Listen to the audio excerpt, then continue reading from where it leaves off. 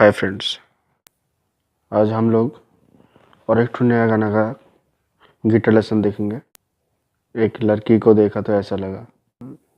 दर्शन रावल का गाना है, बहुत ही प्यारा सॉन्ग है। इस गाने को प्ले करने के लिए हम लोग फर्स्ट फेट में कैपो लगा लेंगे और जो कॉर्ड होगा वो होगा ए मेजर,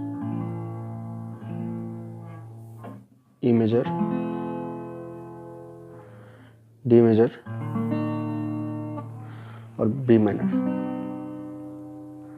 बस इतने ही कॉर्ड है गाने का। और गाने का जो स्टमिंग बटन है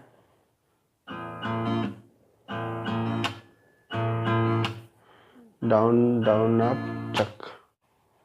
ठीक है, अभी गाने का साथ कॉर्ड देख लेते हैं।